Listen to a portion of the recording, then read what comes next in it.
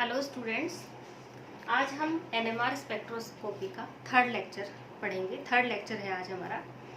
उससे पहले मैं 2 लेक्चर के वीडियो आपको अपलोड कर चुकी हूँ, जिनका लिंक डिस्क्रिप्शन बॉक्स में नीचे आपको दिया गया है और वहाँ जाकर के आप उन दोनों वीडियो को देख सकते हैं।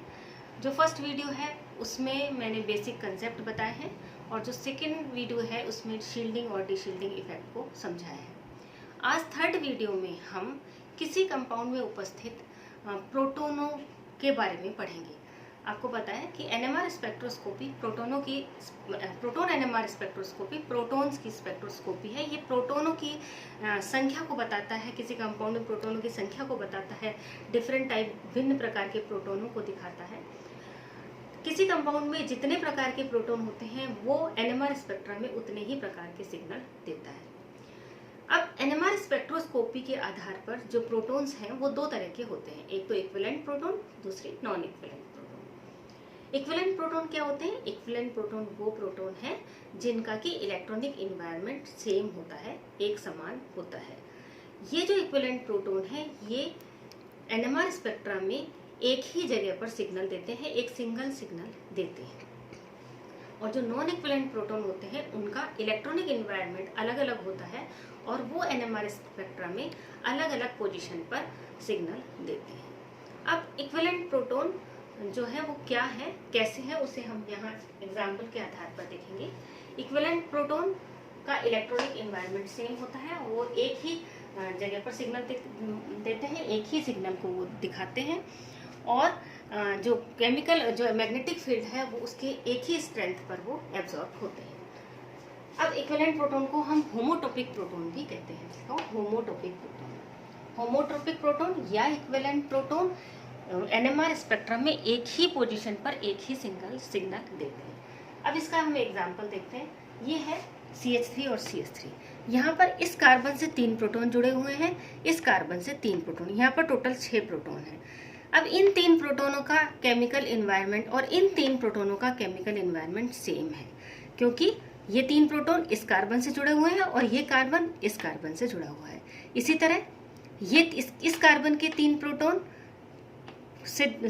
इस कार्बन से जुड़े हैं और ये कार्बन इससे जुड़ा हुआ है। यानी 6 प्रोटॉन एक ही प्रकार के हैं, इनका इलेक्ट्रॉनिक एनवायरनमेंट एक ही है, तो ये 6 प्रोटॉन सिंगल सिग्नल या 1 सिग्नल देंगे। इसी तरह यहाँ देखिए CH3CO CH3, यहाँ पर 3 ये प्रोटॉन है और 3 ये प्रोटॉन है, तो इन तीनों प्रोटॉन का इलेक्ट्रॉनिक एनवायरनमेंट सेम है, क्योंकि ये तीनों प्रोटॉन इस कार्बन से जुड़े हुए हैं और ये कार्बन CO ग्रुप से जुड़ा हुआ है। इसी तरह ये 3 प्रोटॉन भी इन्हीं 3 प्रोटॉनों की तरह हैं, क्योंकि ये 3 प्रोटॉन भी पहले इस कार्बन से और ये कार्बन इस कार्बोनिल ग्रुप से। यानी यहाँ पर जो 6 प्रोटॉन है वो सेम है, इक्विवेलेंट प्रोटॉन है और ये 6 प्रोटॉन एक सिग्नल देंगे। इक्विवेलेंट प्रोटॉन है तो ये केवल एक सिग्नल देंगे। इसी तरह यहाँ पर देखिए, यहाँ पर CH3Br, यहाँ पर इस कार्बन से 3 प्रोटॉन जुड़े हुए हैं। ये तीनों प्रोटॉन का जो इलेक्ट्रॉनिक एनवायरनमेंट है वो सेम है। ये तीनों प्रोटॉन इस कार्बन से जुड़े हुए हैं और ये कार्बन इस ब्रोमो से जुड़े हुए हैं। तो यहाँ तीनों प्रोटॉन इक्विवेलेंट प्रोटॉन है और ये एक सिग्नल देंगे। यानी ये इस स्पेक्ट्रम में जो ये 3 तरह के सिग्नल आपको दिखाई दे रहे हैं, ये 3 इक्विवेलेंट प्रोटॉनों को दर्शाता है। ये एक तरह के इक्विवेलेंट प्रोटॉन है, ये एक तरह के इक्विवेलेंट प्रोटॉन है, ये एक तरह के इक्विवेलेंट प्रोटॉन है। अब मैं यहाँ आपको एक ट्रिक बताती हूँ। ट्रिक नंबर 1 क्या है कि यदि कहीं आप किसी भी कंपाउंड में CH3 ग्रुप देखें तो CH3 ग्रुप के तीनों प्रोटॉन, CH3 के तीनों प्रोटॉन एक सिंगल सिग्नल देंगे। ये ट्रिक नंबर 1 है। ट्रिक CH3 के तीनों प्रोटॉन एक ही सिग्नल देते हैं, है ना। ये CH3 का एक सिग्नल, ये एक से, लेकिन ये दोनों क्योंकि सेम है इसलिए ये 6 प्रोटॉन एक सिग्नल देंगे। इसी तरह ये CH3 आप बिना देखे एक सिग्नल देगा, है ना, एक सिग्नल देगा। और यहाँ पर दूसरे तरह के प्रोटॉन है, तीनों प्रोटॉन एक सिग्नल देते हैं। तो ये तो है इक्विवेलेंट प्रोटॉन। जैसे यहाँ पर ये बेंजीन देखिए, इस बेंजीन में 6 प्रोटॉन है, 6 प्रोटॉन का इलेक्ट्रॉनिक एनवायरनमेंट सेम है, बिल्कुल सेम है। सभी ये प्रोटॉन, जैसे इस प्रोटॉन को देखिए तो ये प्रोटॉन एक कार्बन से जुड़ा हुआ है, ये कार्बन इधर वाले कार्बन और इधर भी कार्बन, सारे प्रोटॉनों की यही इलेक्ट्रॉनिक एनवायरनमेंट है। तो यहाँ 6 प्रोटॉन इक्विवेलेंट प्रोटॉन है और ये इक्विवेलेंट प्रोटॉन एक सिग्नल देंगे, एनएमआर स्पेक्ट्रम में केवल एक सिग्नल देंगे। दूसरे टाइप के होते हैं non equivalent proton. Non equivalent proton वो है जिनका इलेक्ट्रॉनिक एनवायरनमेंट अलग अलग होता है और जो कि स्पेक्ट्रम में अलग अलग पोजीशन पर सिग्नल देते हैं। जैसे यहाँ पर ये और ये दोनों नॉन इक्विवेलेंट प्रोटॉन है, ये सेम नहीं, ये अलग तरह का इक्विवेलेंट प्रोटॉन है, ये अलग तरह के, और ये दोनों नॉन इक्विवेलेंट प्रोटॉन है। तो इनकी पोजीशन क्योंकि अलग अलग है तो इसलिए ये नॉन इक्विवेलेंट प्रोटॉन कहलाते हैं। नॉन इक्विवेलेंट प्रोटॉन को हम हेटेरोट्रोपिक प्रोटॉन भी कहते हैं। इसका एक एग्जांपल हम देखते हैं, जैसे ये है, इसमें आप देखिए ये CH3 CH Br CH3। अब पहले तो आप देखते हैं CH3 का मैंने आपको ट्रिक बताई है, CH3 एक तरह का सिग्नल देगा। अब ये CH3 और ये CH3 सेम है या नहीं है ये हमें देखना पड़ेगा। यहाँ CH3 जो CH3 एक CH से जुड़ा हुआ है और ये CH Br से जुड़ा हुआ है, इसी तरह ये CH3 भी CH से जुड़ा हुआ है और ये Br से जुड़ा हुआ है, CH ये वाला ब्रोमीन। तो यानी ये दोनों जो CH3 ग्रुप हैं वो सेम है, इक्विवेलेंट है। तो इसके 3 प्रोटॉन और इसके 3 प्रोटॉन, 6 प्रोटॉन इक्विवेलेंट हैं। तो ये एक ही सिग्नल देंगे जिसको हम A से शो करेंगे, यानी A सिग्नल नंबर 1 A। ये भी A सिग्नल देगा, ये भी A सिग्नल, एक ही तरह के एक ही सिग्नल देंगे और ये दूसरा सिग्नल होगा B, क्योंकि ये प्रोटॉन अलग है। तो ये दोनों तो इक्विवेलेंट प्रोटॉन है और ये 6 प्रोटॉन और ये CH ये नॉन इक्विवेलेंट प्रोटॉन है। तो ये जो कंपाउंड है ये 2 सिग्नल देगा NMR स्पेक्ट्रम में, एक तो ये वाले 6 प्रोटॉन का और एक ये सिंगल प्रोटॉन का। ठीक है, इसी तरह अपन यहाँ पर आते हैं। यहाँ पर 3 तरह के प्रोटॉन है, तीनों नॉन इक्विवेलेंट प्रोटॉन है, तीनों का इलेक्ट्रॉनिक एनवायरनमेंट एक है। CH2 एक तरह का सिग्नल देगा, दूसरे CH2 दूसरे तरह का सिग्नल दूसरी पोजीशन पर सिग्नल देगा और तीसरा CH3 तीसरी पोजीशन पर सिग्नल देगा। तीनों का इलेक्ट्रॉनिक एनवायरनमेंट अलग अलग है। यहाँ पर जो CH2 प्रोटॉन है वो ब्रोमो से एक तरफ ब्रोमो से जुड़ा हुआ है, दूसरी तरफ CH2। ये वाला जो CH2 है सेकंड नंबर वाला, ये एक तरफ CH2 से है, दूसरी तरफ CH3 से, और ये जो CH3 है ये एक तरफ CH2 से जुड़ा हुआ है। तो ये तीनों अलग अलग प्रकार के प्रोटॉन हैं। ये CH2 एक ही सिग्नल देगा, ये दूसरा B सिग्नल देंगे, अलग सिग्नल देगा, और ये तीसरा अलग सिग्नल। तो ये 3 सिग्नल देगा NMR स्पेक्ट्रम में, 3 पोजिशन पर ये सिग्नल देगा। अब एक ट्रिक मैं आपको फिर दोबारा बताती हूँ। जैसे मैंने एक ट्रिक बताई है कि कहीं भी आप CH3 देखें, तीनों प्रोटॉन एक ही सिग्नल देंगे। अब 3 तरह के आपके पास ग्रुप हो सकते हैं कार्बोमेथिल के, एक तो मेथिल, मिथाइलिन और CH, CH3, CH2 और CH। CH3 का मैंने ट्रिक बता दिया, एक ही सिग्नल देगा। CH2, अब नेक्स्ट है CH भी एक ही सिग्नल देगा क्योंकि प्रोटॉन ही एक है। अब प्रश्न यहाँ पर आता है CH2 का जो है वो एक ही, दोनों CH2 के दोनों हाइड्रोजन,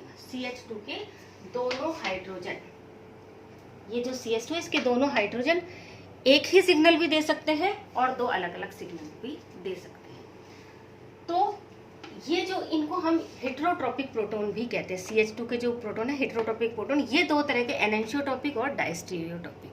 ये जो प्रोटॉन है CH2 को हम एनेंशियोट्रोपिक में और डायस्टीरियोट्रोपिक में बांट सकते हैं। किसको? इस CH2 को। एनेंशियोट्रोपिक प्रोटॉन एक ही सिग्नल देते हैं और डायस्टीरियोट्रोपिक प्रोटॉन 2 अलग अलग सिग्नल देंगे। समझ गए आप? ये जो CH2 ग्रुप है ये एनेंशियोट्रोपिक प्रोटॉन भी हो सकते हैं, इसके दोनों प्रोटॉन, और डायस्टीरियोट्रोपिक भी हो सकते हैं। अगर एनेंशियोट्रोपिक है तो एक ही सिग्नल देंगे और अगर डायस्टीरियोट्रोपिक है तो 2 अलग अलग सिग्नल देंगे। अब बात ये है कि आप कैसे पता लगाएं कि एनेंशियोट्रोपिक प्रोटॉन है या ये जो CH2 के प्रोटॉन है ये एनेंशियोट्रोपिक है या डायस्टीरियोट्रोपिक। तो उसके लिए फिर ट्रिक है, ट्रिक नंबर 3। इसमें ये ट्रिक है कि यदि किसी मॉलिक्यूल में पहले से ही एक कायरल सेंटर हो तो CH2 के दोनों प्रोटॉन डायस्टीरियोट्रोपिक होंगे। अतः दोनों प्रोटॉन अलग अलग सिग्नल देंगे, डायस्टीरियोट्रोपिक अलग अलग सिग्नल देते हैं। और यदि नहीं है तो दोनों प्रोटॉन एनेंशियोट्रोपिक होंगे और एक ही सिग्नल देंगे। यानी आपको क्या करना है कि जैसे ही किसी कंपाउंड का आपको दिया जाए तो सबसे पहले आप उसमें देखेंगे कि उसमें कायरल सेंटर है या नहीं है। यदि उसमें कायरल सेंटर है तो यदि उसमें कायरल सेंटर भी है और CH2 ग्रुप भी है तो वो जो CH2 ग्रुप के दोनों प्रोटॉन डायस्टीरियोट्रोपिक प्रोटॉन कहलाएंगे और 2 अलग अलग सिग्नल देंगे। और यदि उसमें कायरल सेंटर नहीं है तो फिर वो CH2 ग्रुप के दोनों प्रोटॉन एनेंशियोट्रोपिक कहलाएंगे और दोनों ही एक ही सिग्नल देंगे। देखिए एनेंशियोट्रॉपिक सिग्नल और होमोट्रॉपिक सिग्नल एक ही तरह की बात है एनएमआर स्पेक्ट्रा के रेफरेंस में। दोनों एक ही बात है, दोनों ही होमोट्रॉपिक प्रोटॉन भी एक ही सिग्नल देते हैं और एनेंशियोट्रॉपिक प्रोटॉन भी एक ही सिग्नल देते हैं। तो CS2 की जब हम बात करते हैं तो हमें क्या देखना होता है, एनेंशियोट्रॉपिक है या डायस्टीरियोट्रॉपिक। एनेंशियोट्रॉपिक और डायस्टीरियोट्रॉपिक को अपन कैसे पता लगाएंगे, कंपाउंड आपको दिया है, जब आपको जिस कंपाउंड को आपको स्पेक्ट्रा देखना है उस कंपाउंड में सबसे पहले ये देखेंगे कि उसमें कायरल सेंटर है या नहीं है। यदि कायरल सेंटर नहीं है तो वो प्रोटॉन एनेंशियोट्रॉपिक होंगे और एक ही सिग्नल देंगे, और यदि है तो वो प्रोटॉन डायस्टीरियोट्रॉपिक होंगे और दो अलग अलग सिग्नल देंगे। अब अपन एग्जाम्पल पर आते हैं। देखिए ये एग्जाम्पल है CS3 CS2 CO O CS2 CS3, ये एक एग्जाम्पल है। अब इसमें हम ये कितने सिग्नल देगा स्पेक्ट्रा में, ये कितने सिग्नल देगा। सबसे पहले तो ये जो CS3 के तीनों प्रोटॉन है एक ही सिग्नल देंगे जो कि ट्रिक नंबर 1 है। तो ए तो एक तरह का सिग्नल हो गया। ये जो B CS2 है, यहाँ भी CS2 है और यहाँ भी CS2। तो सबसे पहले आपको मैंने पहले बताया कि आपके पास यदि CS2 का ग्रुप है तो हमें ये देखना है कि डायस्टीरियोट्रॉपिक है या एनेंशियोट्रॉपिक। तो डायस्टीरियोट्रॉपिक कब होगा, जबकि इसमें कायरल सेंटर होगा। अब आप इस मॉलिक्यूल में देखते ही आप इसमें देखें कि कायरल सेंटर है या नहीं है। अब कायरल सेंटर क्या होता है, कायरल सेंटर एक ही कार्बन से यदि 4 डिफरेंट ग्रुप जुड़े हुए हों, एक कार्बन से चारों ग्रुप यदि डिफरेंट जुड़े हों तो उसको हम कायरल कहते हैं। यहाँ देखिए आप, ये कायरल सेंटर नहीं है क्योंकि यहाँ 3 हाइड्रोजन एक जैसे हैं। ये कायरल सेंटर नहीं है क्योंकि यहाँ 2 हाइड्रोजन एक ही तरह के हैं। ये कायरल डबल बॉन्ड वाला कायरल सेंटर नहीं होता। ऑक्सीजन पर कायरल सेंटर नहीं है। CS2 में ये भी कायरल सेंटर नहीं है क्योंकि 2 CH ग्रुप जुड़े हुए, एक ही कार्बन से 2 समान H ग्रुप जुड़े हुए, ये भी नहीं। यानी इस मॉलिक्यूल में कायरल सेंटर नहीं है।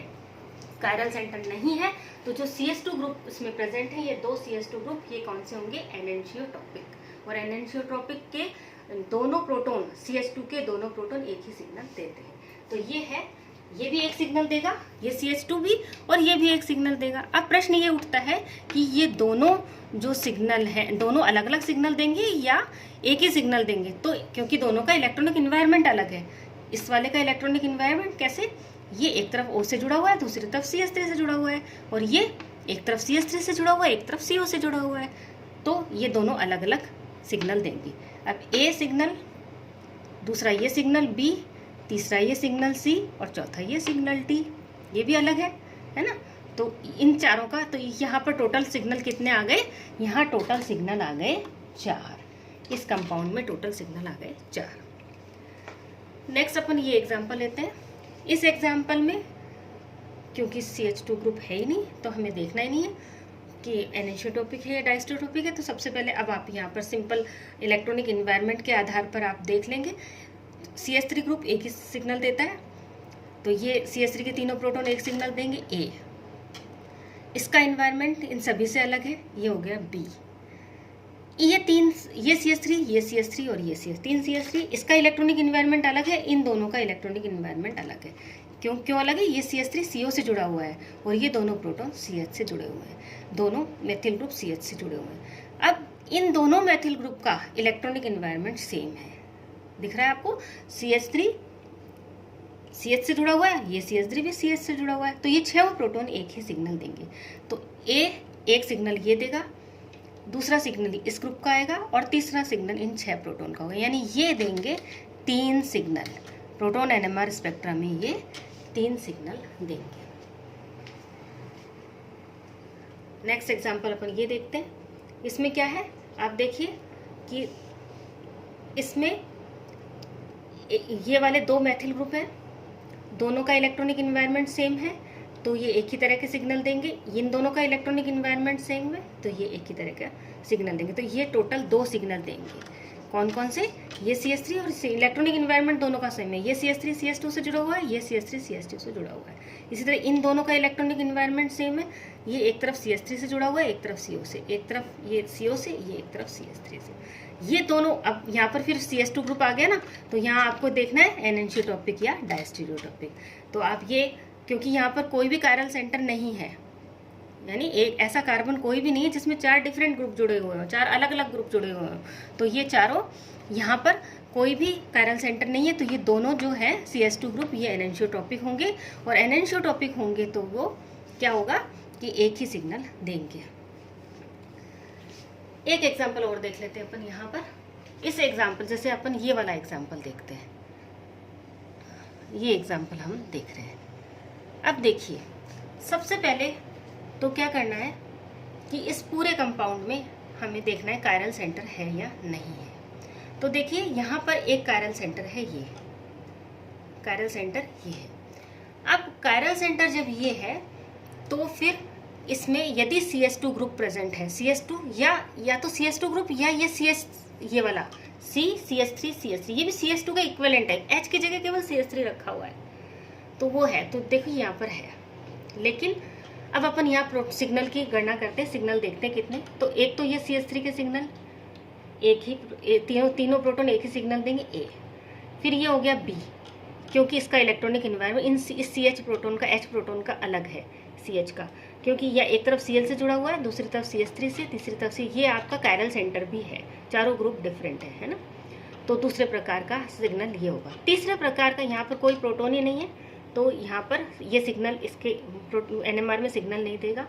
अब ये जो 3 3 6 और 3 9, ये 9 की इलेक्ट्रॉनिक एनवायरनमेंट सेम है, 3 के और 9 के इलेक्ट्रॉनिक एनवायरनमेंट सेम है, तो ये तीनों एक ही तरह का सिग्नल देगा, केवल एक सिग्नल देगा। तो यहाँ पर हमें 3 सिग्नल मिलेंगे NMR स्पेक्ट्रा में। ठीक, यहाँ पर सिचुएशन थोड़ी सी बदल जाती है। इस CH3 की जगह हम यदि हाइड्रोजन रख देते हैं तो आपकी सिचुएशन बदल जाती है। तब क्या हो गया, ये जो आ गया, ये बेटा ये वाला देखिए, ये आ गया, ये ग्रुप इसी तरह का आ गया। अब यहाँ पर क्योंकि कायरल सेंटर प्रेजेंट है, ये कायरल सेंटर है, तो ये जो दोनों तरह के ये जो ग्रुप है, इसमें ये CH3 और ये CH3 दो अलग अलग डायस्टेरियोटॉपिक हो गई है। डायस्टेरियोटॉपिक हो गए तो दो अलग अलग सिग्नल देंगे। तो एक सिग्नल तो ये देगा, दूसरा सिग्नल ये होगा B, तीसरा सिग्नल ये होगा C, चौथा सिग्नल ये होगा D, और पांचवा सिग्नल ये होगा E। यानी यहाँ होंगे 5 सिग्नल। तो ये थे इक्विवेलेंट और नॉन इक्विवेलेंट प्रोटॉन, और उनके आधार पर स्पेक्ट्रा का एनालिसिस कि स्पेक्ट्रा में कितने सिग्नल आएंगे। अभी हम केवल मोटा मोटा पढ़ रहे हैं सिग्नल कितने आएंगे। अब वो सिग्नल भी स्प्लिट होते हैं, एक सिग्नल भी कई टुकड़ों में टूटता है। वो स्प्लिटिंग कैसे होती है और कब होती है और क्यों होती है, ये हम नेक्स्ट वीडियो में पढ़ेंगे।